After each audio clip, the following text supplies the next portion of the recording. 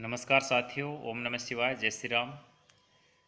साथियों, आज 15 अगस्त है। 15 अगस्त की आप सबको बहुत बहुत बधाई, बहुत बहुत शुभकामनाएं देश के इस महापर्व की।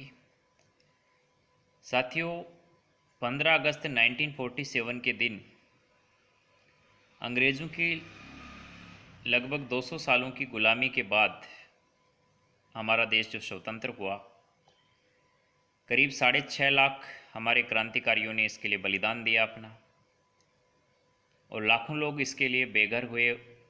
काफ़ी लोगों को नुकसान हुआ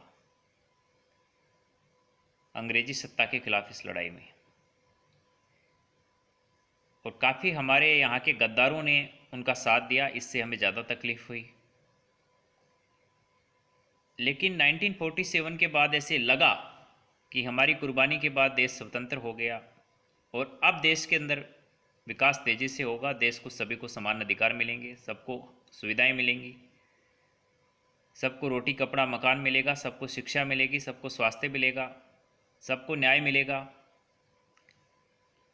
लेकिन आज़ादी के करीब 80 वर्ष होने को जा रहे हैं, उसके बाद भी हमने अंग्रेजी सत्ता से तो स्वतंत्रता हासिल की, लेकिन उसके बाद भी ये देश जो है वो समानता के प्राप्त नहीं कर पाया, स्वतंत्रता प्राप्त नहीं कर पाया। आज भी हमें नेताओं की गुलामी करनी पड़ती है, परिवारवाद की गुलामी करनी पड़ती है, अमीरों की गुलामी करनी पड़ती है।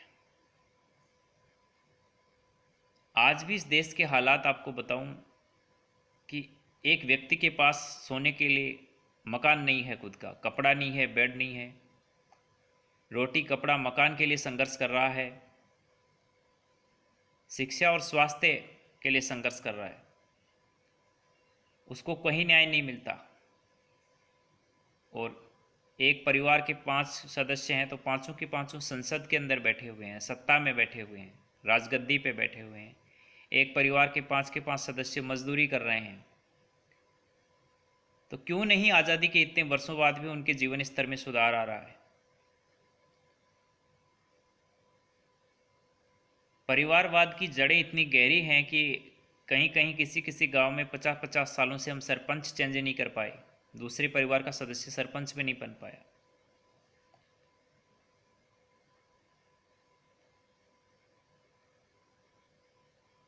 और कानून व्यवस्था के हालात तो ऐसे हैं कि अगर आपके कोई अन्याय हुआ है, कोई झगड़ा हो गया, किसी ने आपके साथ मारपिटाई की, चोरी कर लिया, आपकी बेटी को किसी ने उठा लिया, किडनैप कर लिया, तो आप एफआईआर कराने जाएंगे तो जब तक किसी नेता का फ़ोन नहीं करवाएंगे आप थाने के अंदर, तब तक आपका एफआईआर भी दर्ज नहीं होगा। और न्याय मिलना तो बहुत दूर की बात है, न्याय तो मिलता ही नहीं है इस देश के अंदर। क्योंकि दादा के समय जो केस चालू हुआ था, पोते को भी न्याय नहीं मिलता। इस देश की कानून व्यवस्था बहुत घटिया है, इस देश की शिक्षा व्यवस्था उससे भी घटिया है। गवर्नमेंट स्कूलों के हालात आप देख सकते हैं। इसीलिए किसी भी जो पैसे वाला है या कोई भी बड़ा नेता है, उसके बच्चे कभी भी इस देश के अंदर पढ़ते ही नहीं है, सब बाहर से शिक्षा लेते हैं। क्योंकि इस देश की जो शिक्षा व्यवस्था है वो आपको नौकर बनाती है।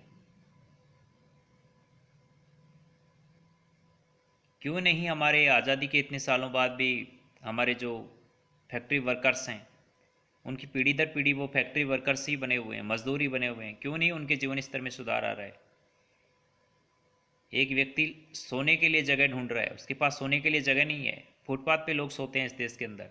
40% लोग भूखे नंगे घूमते हैं, बेचारे जिधर जाते हैं उधर ही जयकारा भी लगाते हैं, मंदिरों में भी खूब धोख लगाते हैं, पार्टीबाजी भी खूब करते हैं, नारे भी करते हैं, घंटी भी खूब हिलाते हैं, कोई नहीं सुनता उनकी।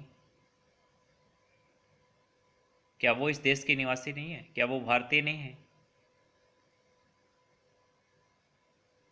उनके घरों को जब चाहे गिरा दिया जाता है अतिक्रमण बता के। उनके बीवी बच्चों को उठा लिया जाता है, उनके जवान लोंडू को उठा लिया जाता है और किसी भी केस में डाल दिया जाता है। अमीरों पे जब भी आफत आती है, किसी भी गरीब को उठा के जेल में डाल दिया जाता है।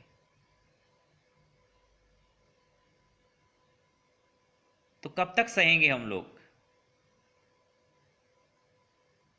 क्या आप कोई भगत सिंह आएगा, कोई झांसी की रानी लक्ष्मीबाई आएगी हमको बचाने? क्रांति करने कौन आएगा? हमें ही तो करनी होगी क्रांति।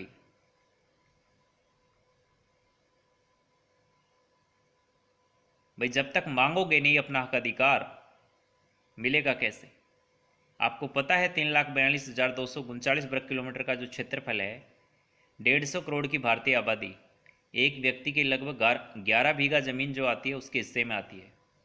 आपके परिवार में 5 सदस्य हैं तो 50 बीघा ज़मीन आपके पास होनी चाहिए, और आपके पास मकान की जगह नहीं है। तो ये आपकी जगह कौन खा रहा है? 3 लाख करोड़ का बजट होता है सालाना देश का, उसमें से आपका हिस्सा है, वो कहाँ है? आपके ऊपर अनगिनत टैक्स लग रहा है, खाने पीने की वस्तुओं पे, कपड़े पे टैक्स, सब चीज़ों पे टैक्स लगा के नेता आपके पैसे से मज़े कर रहे हैं। उनका खाना फ्री, बिजली फ्री, गाड़ी फ्री, नौकर चाकर फ्री, बंगला सब फ्री, और जनता का जो खून पसीने से मेहनत करके जो कमाई करता है उसका पैसा लूटा जा रहा है। फिर भी उसके साथ क्यों नहीं है? भाई गवर्नमेंट को अगर बराबर टैक्स दे रही है जनता खून पसीने से अपनी मेहनत से कमाया हुआ, तो उसको न्याय मिलना चाहिए, उसके साथ समानता का व्यवहार क्यों नहीं है? आप किसी भी इंडिया के ऑफिसेज के अंदर चले जाओ, आज बिना पैसे दिए आपका काम नहीं होगा, जायज़ काम भी। और पैसा अगर आपके पास है तो आप नाजायज़ काम भी करवा लो। न्याय आपको तब तक नहीं मिलेगा जब तक आप वकीलों की फौज खड़ी नहीं कर सकते। अब गरीब आदमी के पास, उसके पास खाने के लिए रोटी नहीं है, पहनने के लिए कपड़ा ठीक से नहीं है, वो कहाँ से वकीलों की फौज खड़ी करेगा? तो उसको न्याय भी नहीं मिलता।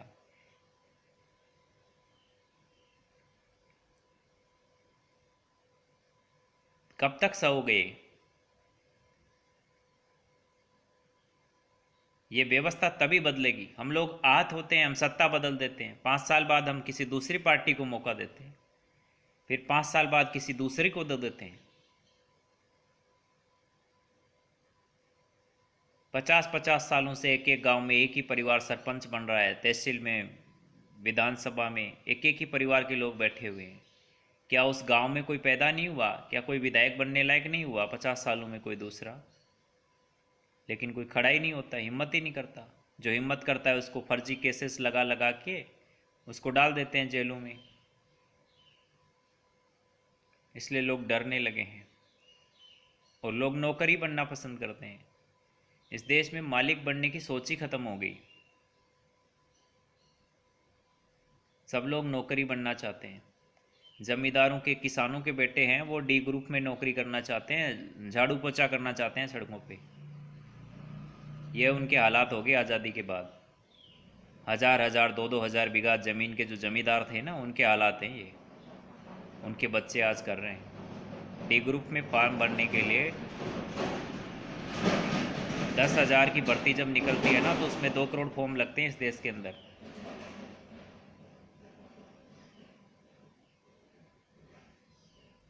असली आज़ादी तभी मिलेगी जब इस देश के अंदर जो आर्थिक आज़ादी सब लोगों को मिलेगी, न्यायिक स्वतंत्रता सबको मिलेगी, सबके साथ समान व्यवहार होगा।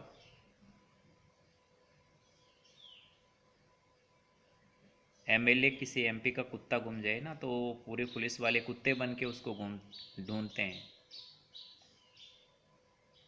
और किसी गरीब के बेटा बेटी को उठा लिया जाए ना फिरौती के चक्कर में, तो वो मरा हुआ मिलेगा, जिंदा नहीं मिल सकता। आप क्या समझते हैं प्रशासन को पता नहीं होता, सरकारों को पता नहीं होता कौन क्या कर रहा है उनके इलाके में? सब पता होता है।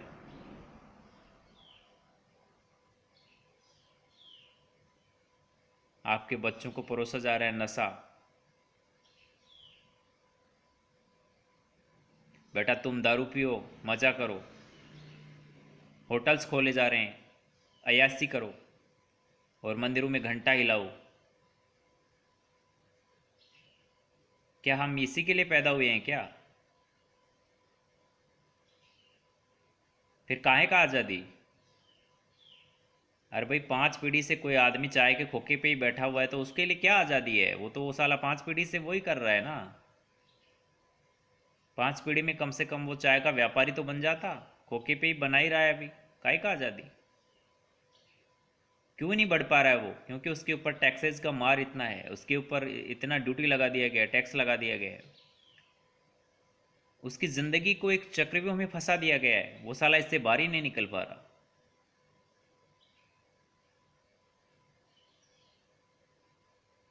तो भैया जागो, देवताओं का जागरण करने से पहले खुद का जागरण करो, तब तो कोई फ़ायदा होगा। क्या हुआ यार, आपके हालात ख़राब हैं? आपके हालात ख़राब नहीं है, आप भारत के बेटे हो। और भारत सोने चांदी की जो चिड़िया बोलते थे इस देश को, सोने की चिड़िया। इस देश के अंदर रुपया पैसे की कमी नहीं है, ना ज़मीन जायदाद की कमी है, ना खनिजों की कमी है, लेकिन वो आपका हक है कोई और खा रहा है, उसको पहचानो कि साला है कौन। अरे 5-10 बेटे पैदा करो यार, एक के हाथ में हथियार दो, उसको सिखाओ हथियार चलाना। शिक्षा उक्षा की ज़रूरत नहीं है उसको। और जब आपके परिवार के ऊपर कोई आफत आए तो उसको सिखाओ हथियार चलाना, कि जाके ठोक दे साला। कि कानून से उम्मीद मत करना कि न्याय मिलेगा, नहीं मिलेगा मेरे भाई। इस देश में गरीब आदमी लड़ तो सकता है लेकिन जीत नहीं सकता। और इस देश में क्या, कहीं भी होती नहीं, गरीब की कमज़ोर की कोई इज्जत नहीं होती। इसलिए अपना पावर बढ़ाओ, अपनी शक्ति बढ़ाओ, जगाओ खुद को। इस देश के ऐसे ऐसे परिवारों को हम लोग जानते हैं जो 4-4 5-5 पीढ़ियों से गुलामी करते आ रहे हैं, और आज़ादी के बाद भी एक पार्टी का पट्टा अपने गले में डाल के घूमते हैं। ऐसे बोलते हैं, उनको समझाओ तो कि हमारे बाप दादा ही वो फलाना पार्टी को देते थे जी, हम तो अभी भी उसको देते हैं। अरे बेवकूफ़ में, तुम्हारे बाप दादा ने गलती कर दी, तुम भी कर रहे हो लगातार, सुधारो उसको। अरे जब हम अंगूठा लगा के किसी को माला पहना करके, साफा पहना करके संसद में बिठा सकते हैं, तो ज़रूरत पड़ने पर उसका गर्दन भी पकड़ने का हिम्मत रखो यार। जब आपके हक अधिकारों का हनन हो, आपको न्याय नहीं मिले, आपके साथ गलत हो, तो बुलाओ ना उसको, गर्दन पकड़ के उठा के लेके आओ साले को, कि तेरे को वोट दिया था ना रे, हमारे साथ अन्याय क्यों हो रहा है, चल हमारे लिए लड़, हमारे लिए आवाज़ उठा। हम तो साला तेरे पीछे पीछे ये कभी झंडा लेके घूमते हैं, किसी पार्टी का पट्टा गले में डाल के घूमते हैं। रैलियों में झंडा उठाने के लिए हैं क्या हम लोग? दरी समेटने के लिए, कुर्सी समेटने के लिए, जयकारे लगाने के लिए? इसी के लिए पैदा हुए हो? अगर यही करना है तो करते रहो। अरे कम से कम किसी के लिए काम कर रहे हो तो उससे अपना हक तो मांगो। 40-50 साल से क्या कार्यकर्ता ही बने रहोगे क्या? कम से कम 40 साल अगर किसी संगठन के लिए कार्य करते हो तो कम से कम आपको विधायक तो होना चाहिए। तो अपना अधिकार मांगो, नहीं तो छोड़ो साले को। इन नेताओं से सीखो यार, ये 5 साल के अंदर दूसरी पार्टी बदल देते हैं अगर इनको टिकट नहीं मिलता तो। तुम क्यों 40 साल से लटके हुए हो, 50 साल से लटके हुए हो एक ही पार्टी के पीछे? अरे तुम्हारे पास खोने के लिए है क्या? लेकिन पाने के लिए है ना सब कुछ। तुम भी बैठ सकते हो संसद में, तुम्हारा भी अधिकार है, तुम भी इस देश के नागरिक हो।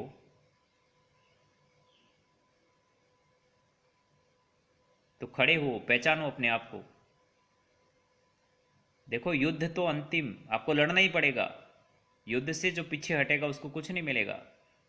भगवान कृष्ण भी कहते हैं ना कि अर्जुन युद्ध तो तुम्हें करना ही पड़ेगा, चाहे शत्रु सामने कोई भी हो। जो भी युद्ध के मैदान में आता है वो शत्रु है। तो अगर आपकी कोई हक और अधिकारों का हनन कर रहा है तो ऐसा नहीं है कि हमने इसी नेताजी को जिता के हमने ही तो बिठाया है। अरे तुमने बिठाया तो अब उसको उठा दो साले को। जब वो ठीक से काम नहीं कर रहा है तो उसकी गर्दन पकड़ना भी सीखो, कॉलर पकड़ना सीखो उसकी।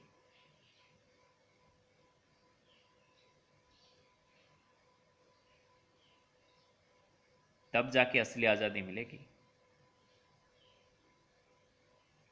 वरना ऐसे सड़ते रहो, जीते रहो, झाड़ू पोछा करते रहो चंद पैसों के लिए। अपना पेट भरने के लिए तुम झाड़ू पोछा करने लग जाते हो। क्या हम नौकरी करने के लिए आया हूँ क्या इधर? चलो पहचानो खुद, तुम परमात्मा के अंश हो। तुम भी वो सब कुछ पा सकते हो। तुम्हारी तो व्यवस्था ऐसी, तुम्हारा तो ब्रेन वॉश ऐसे कर दिया गया है कि तुम अगर संन्यास भी ले लेते हो उसके बाद भी घर घर भिखारी बन के घूमते हो। अगर संन्यास लेने के बाद भी अगर भिखारी बन के भीख मांग के खाना पड़े तो फिर क्या फ़ायदा उसका। तो समझो भैया इन चालाकियों को, साजिशों को समझो। कौन आपके खिलाफ साजिश कर रहा है। नए नए बाबा मार्केट के अंदर आते हैं, आपका सब कुछ छीन लेते हैं चंदा डोनेशन के नाम पे, और खूब मज़ा करते हैं। देखो इनकी ज़िंदगी सालों की। ये बाबा बनने से पहले इनके पास कुछ नहीं होता, फिर कहाँ से ये आ जाते हैं, प्राइवेट जेट से उतरते हैं आपके पास है।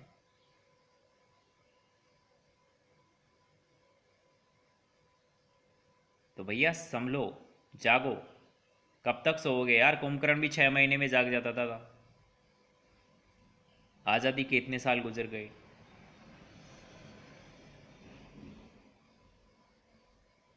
हम क्या तिरंगा उठाना बस यही आज़ादी थोड़ी है, तिरंगा लेके घूमते रहेंगे यार। हम ही बलिदान होते रहेंगे बॉर्डर पे जाके, और जब वक्त आएगा अमृत बांटने का तो कोई और ले जाएगा। अरे ये तो हमारे पूर्वज भी ढोते आए ना शुरू से। अब नहीं होगा लेकिन ये।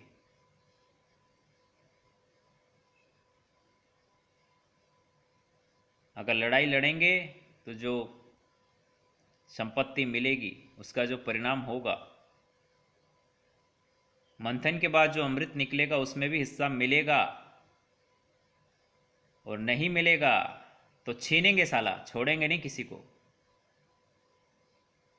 जब अंगूठा लगा के तुमको बिठाया है ना बेटा, तो गर्दन पकड़ के नीचे भी उतारेंगे ना, ध्यान रखना। इसलिए हमारा रास्ता में नहीं आना, नहीं तो ठोक देंगे। जय हिंद, जय भारत।